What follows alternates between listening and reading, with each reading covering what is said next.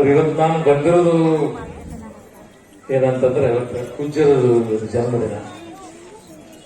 ಅದಕ್ಕೆ ಅವರು ಹುಟ್ಟು ಹಬ್ಬದ ಸಲುವಾಗಿ ಸುಮ್ಮನೆ ಅವರಿಗೆ ಶುಭಾಶಯಗಳನ್ನು ಕೋರಿ ಹೋಗ್ಬೇಕು ಅಂತ ಹೇಳಿ ನಾನು ಬಂದಿದ್ದೆ.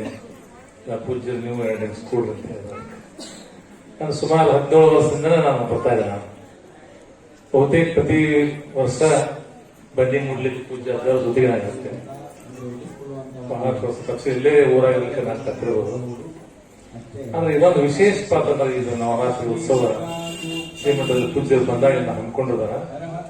ಅದಕ್ಕೆ ಆದ ನಂತರ ಎಲ್ಲರೂ ತಾಯಂದ್ರೆ ಇವತ್ತಿನ ಇಡೀ ಕಾರ್ಯಕ್ರಮವನ್ನು ನಿರ್ವಹಣೆ ಮಾಡತಕ್ಕಂಥದ್ದು, ಬೆಳಗಿನ ಜಾವದ ಕಾರ್ಯಕ್ರಮದಲ್ಲಿ ಅವರು ಪಾಲ್ಗೊಳ್ತಕ್ಕಂಥದ್ದು, ಎಲ್ಲ ಸಂಪೂರ್ಣ ಕಾರ್ಯಕ್ರಮದ ಉಸ್ತುವಾರಿಯನ್ನ ತಾಯಂದರೆ ಮಾಡುವುದು ಒಂದು ಈ ಮಟ್ಟದ ಒಂದು ವಿಶೇಷ ಅಂತಕ್ಕಂಥದ್ದನ್ನ ನನಗೆ ಬಹಳ ಸಂತೋಷ ಇದೆ.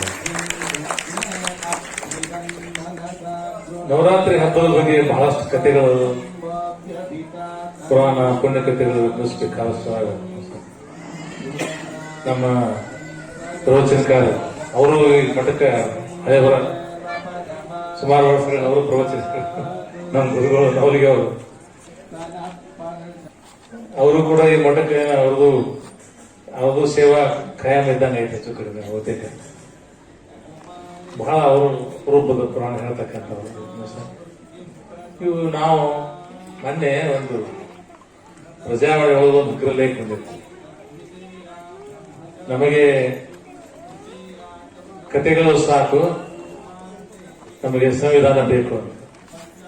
ಇನ್ನು ಕಥೆ ಹೇಳಬೇಡ್ರಿ ಸಾಕು, ನಮಗೆ ರಾಮಾಯಣ ಆಯ್ತು, ಮಹಾಭಾರತ, ನವಗ್ರಹ ಆಯ್ತು, 9 ದಿವಸ ಆಯ್ತು, 10 ದಿವಸ ಆಯ್ತು, ದೀಪಾವಳಿ ಆಯ್ತು, ಒಂದೊಂದು ಕಥೆಗಳು, ಗಣಪತಿ ಆಯ್ತು ಎಲ್ಲ ಬೇಡ ನಮಗ, ಬರೀ ಸಂವಿಧಾನ ಹೇಳ್ರಿ ಅಂತಕ್ಕಂಥದ್ದು ನಾನು ನೋಡಿದೆ. ನಾನು ಅದು ಒಂದೇನಂತಂದ್ರೆ ಈ ಭಾರತದ ಒಂದು ಸಂಸ್ಕೃತಿ ಏನಂತಂದ್ರೆ ಇಲ್ಲಿ ಈ ಒಂದು ನೆಲಗಟ್ಟು ಇಲ್ಲಿ ಯಾವ ರೀತಿಯಾಗಿರ್ತಕ್ಕಂಥ ಇಲ್ಲೊಂದು ಸಂಪ್ರದಾಯ ಸಂಸ್ಕೃತಿ ಇದೆ ಅಂತಂದ್ರೆ ಎಲ್ಲನೂ ಸಮ್ಮಿಲನಗೊಂಡಿರ್ತಕ್ಕಂಥದ್ದು, ಎಲ್ಲನೂ ಸ್ವೀಕಾರ ಮಾಡ್ಕೊಳ್ತಕ್ಕಂಥದ್ದು ಸ್ವಭಾವ ಈ ದೇಶಕ್ಕಿದೆ. ನಮ್ಮ ದೇಶದಲ್ಲಿ ಮೊದಲ ಸಂವಿಧಾನ ಬರೆಯುವ ಮುಂದ ನಮ್ಮಲ್ಲಿ ಸೋಷಿಯಲಿಸಂ ಅಂತ ಸಮಾಜವಾದ ಅಂತ ನಮ್ಮ ಸಂವಿಧಾನಕ್ಕೆಲ್ಲ ಐತಿ. ಸಮಾಜ ಸಂಸ್ಕೃತಿನೂ ಅದ, ಸಂಸ್ಕೃತಿ ಮತ್ತು ಸಮಾಜವಾದ ಎರಡೂ ಇದೆ ಅಂತಕ್ಕಂಥದ್ದು. ಅದಕ್ಕೆ ನಮ್ಮದು ಪ್ರಜಾಪ್ರಭುತ್ವ ಬದ್ಧತೆ. ಬೇರೆ ಬೇರೆ ದೇಶದಲ್ಲಿ ಪ್ರಜಾಪ್ರಭುತ್ವಗಳು ಬದಲಾವಣೆಗಳು ಬಹಳಷ್ಟು ಆಗ್ಯಾವ. ಅದು 78 ವರ್ಷ ಆಯ್ತು ನಮ್ಮದು ಇವತ್ತಿನ ದೇಶ ಭದ್ರ. ಯಾಕಂತಂದ್ರ ಎರಡೂ ತುಳು ಸಮನಾಗಿ ನೋಡ್ಕೊಂಡು ಹೋಗ್ತಕ್ಕಂಥದ್ದು ಇರೋದ್ರಿಂದ ನಮ್ಮ ದೇಶದ ಪ್ರಜಾಪ್ರಭುತ್ವ ಬದ್ಧ. ಅದಕ್ಕೆ ಸಾಂಸ್ಕೃತಿಕ ಹಿನ್ನೆಲೆಯನ್ನು ಕೂಡ ಇಲ್ಲ. ಬಹಳ ರಿಲ್ಯಾಕ್ಸೇಷನ್ ನಮ್ಮಲ್ಲಿ ಹಿಂದೂ ಧರ್ಮ ಅಂತಂದ್ರೆ ಯಾವ್ದು ಲಿಂಗಾಯತ ಧರ್ಮ ಅಂತಾರ, ಲಿಂಗಾಯತ ಅಂತಾರ, ಹಿಂದೂ ಧರ್ಮ ಅಂತಾರ, ನಾವೆಲ್ಲ ಬುದ್ಧರು ನಾವಿದೀವಿ, ಜೈನರು ನಾವಿದೀವಿ, ಎಲ್ಲಾನು ನಮ್ಮಲ್ಲಿ ಎಲ್ಲ ನಡೀತದೆ ನಮ್ಮಲ್ಲಿ. ಅದಕ್ಕೆ ಇಂಥದ ಒಂದು ಸೀಮಿತ ಹಾಕೊಂಡಿರ್ತಕ್ಕಂಥದ್ದಲ್ಲ ಭಾರತ ದೇಶದ ಸಂಸ್ಕೃತಿ. ಹಬ್ಬಗಳು ನಮ್ಮ ಧರ್ಮಗಳು ಇಂಥದ ಆಚರಣೆ ಮಾಡ್ಬೇಕಂತ ಹಿಂಗ ಆಚರಣೆ ಮಾಡ್ಬೇಕಂತಿಲ್ಲ, ಯಾವುದೂ ನಿರ್ದಿಷ್ಟ ಇಲ್ಲ. ನಾವಿಲ್ಲಿ ನವರಾತ್ರಿ ಹಬ್ಬನ ಜಮಖಂಡಿ ಒಳಗ ದಾವಣಗೆರೆಯಿಂದ ಜಮಖಂಡಿ ಅಥವಾ ಇಲ್ಲಿ ಮಹಾರಾಷ್ಟ್ರ ತನಕ ಒಂಥರ ಆಚರಿಸ್ತೀವಿ, ಆ ಕಡೆ ಕೆಳಗೆ ಒಂಥರ ಆಚರಿಸ್ತಾರೆ, ತಮಿಳುನಾಡಲ್ಲಿ ಒಂಥರ, ಆಂಧ್ರದಲ್ಲಿ ಒಂಥರ, ಇಡೀ ಭಾರತ ದೇಶದಲ್ಲಿ ಎಲ್ಲ ಬೇರೆ ಬೇರೆ ಕಡೆ ಬೇರೆ ಬೇರೆ ತರ ಆಚರಣೆ ಮಾಡ್ತಕ್ಕಂಥದ್ದು ಸಂಪ್ರದಾಯ. ಆದ್ರೂ ಎಲ್ಲರೂ ಆಚರಿಸೋದು ಇದು ದಸರಾ ಮತ್ತು ನವರಾತ್ರಿ. ಹಿಂಗೆ ನಾವು ವಿವಿಧತೆಯಲ್ಲಿ ಕೂಡ ಏಕತೆ ಇದೆ ನಮ್ಮ ದೇಶ. ಇಂಥ ಒಂದು ಸಂಸ್ಕೃತಿಯ ಇಷ್ಟೊಂದು ಮತ್ತು ವಿಶಾಲತೆಯನ್ನು ಕೂಡ ನಾವು ನೋಡ್ತೀವಿ. ಯಾಕಂದ್ರೆ ನಾವು ಧಾರ್ಮಿಕವಾಗಿ ಬೇರೆ ಬೇರೆ ನಂಬಿಕೆಗಳು, ಕೆಲವರು ಈಶ್ವರನ ನಂಬ್ತಾರ, ಕೆಲವರು ವಿಷ್ಣು ನಂಬ್ತಾರ, ವೆಂಕಟೇಶ್ವರ ನಂಬ್ತಾರ, ಕೆಲವರು ಲಕ್ಷ್ಮೀ ನಷ್ಟ ನಂಬ್ತಾರ, ಕೆಲವು ದೇವಿ ಪುರಾಣ ನಷ್ಟ ಮಾಡ್ತಾರ. ದೇವಿ ನೀವು ಏನ್ ಬೇಕಾದ್ರೆ ನಂಬ್ರಿ, ಬೇಕಾದ್ರೆ ಬಿಡ್ರಿ, ಹಂಗ ನಮಸ್ಕಾರ ಮಾಡ್ರಿ, ಸುಮ್ಮನೆ ಇರ್ರಿ, ನೀವು ಧ್ಯಾನಾರೇ ಮಾಡ್ರಿ, ತಪಸ್ಸರೇ ಮಾಡ್ರಿ, ಅಥವಾ ಪೂಜೆರೇ ಮಾಡ್ರಿ, ಏನ್ ಮಾಡಿರೋ ಕೂಡ ಈ ದೇಶದೊಳಗ ಎಲ್ಲರಿಗೂ ಮಾನ್ಯತೆ ಅದ. ಅಂತ ಒಂದು ವಿಶಿಷ್ಟತೆ ಇರ್ತಕ್ಕಂಥ ದೇಶದಲ್ಲಿ ಯಾವ ಬೇಕಾದ್ರೂ ಸ್ವೀಕಾರ ಮಾಡ್ತಕ್ಕಂಥದ್ದು, ಸಮಾಜವಾದ ಅದನ್ನು ಸ್ವೀಕಾರ ಮಾಡ್ತಾರ, ಇನ್ನು ಬಂಡವಾಳಶಾಹಿ ಬರುತ್ತೆ ಅದನ್ನು ಸ್ವೀಕಾರ ಮಾಡ್ತಾರ.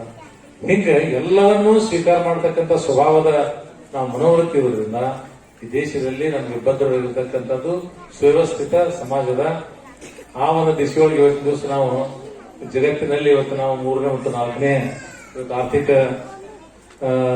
ಶ್ರೀಮಂತಿಗೆ ಹೊಂದಲಿಕ್ಕೆ ಸಾಧ್ಯ ಆಗೈತೆ ಅಂತಕ್ಕಂಥ ಮತ್ತೊಂದು ಸಂದರ್ಭದಲ್ಲಿ ಹೇಳಿ, ಪರಮ ಪೂಜ್ಯರು ಇವತ್ತಿನ ದಿವಸ ಅವರು 17 ವರ್ಷ ಪಟ್ಟಾಧಿಕಾರ ಆದ ನಂತರ ಹಿಂದಿನ ಗುರುಗಳು ಕೂಡ ಅವ್ರ ಜೊತೆಗೆ ನನಗೆ ಬಹಳ ಅನ್ಯೋನ್ಯ. ಅವರಲ್ಲಿ ನಮ್ಮ ಕಲ್ಯಾಣ ಮಠದಲ್ಲಿ ಬರ್ತಿದ್ರು. ಬಂದು ನನಗೆ ನಾನು ಅವ್ರ ಮನೆ ಮಠದ ಎದುರಿಗೆ ನನ್ನ ಮನೆ ಕುಂಬಿ ಅವರೆಲ್ಲ ಯಶಸ್ವಿಗೆ ಅವ್ರ ಇದಕ್ಕೆ ಅವ್ರ ಹೋರಾಟಕ್ಕೆ, ಕಾನೂನು ಹೋರಾಟಕ್ಕೆ ಎಲ್ಲದರಲ್ಲಿಯೂ ನಾವು ಭಾಗಿಯಾಗಿ ಅವ್ರ ಜೊತೆಗೆ ಇದ್ದಿರ್ತಕ್ಕಂಥವ.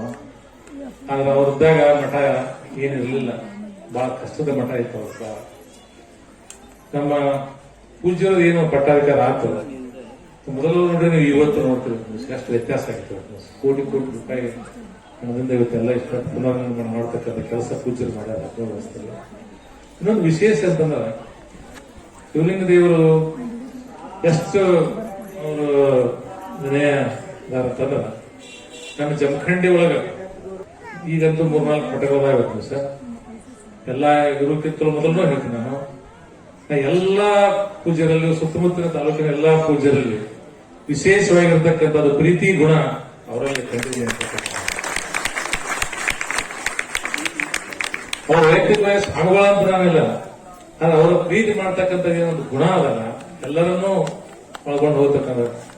ಅವ್ರು ನೋಡಿ ನನ್ನ ಜಮಖಂಡಿ ಒಳಗ ಯಾರ ಇವತ್ತು ಲಿಂಗೈಕ್ಯರಾಗಲಿ, ಯಾವ್ದಾ ಸಮಾಜದಾಗ ಅಲ್ಲಿ ಪೂಜ್ಯರು ಎಂದೂ ತಪ್ಪಿಸಿಲ್ಲ.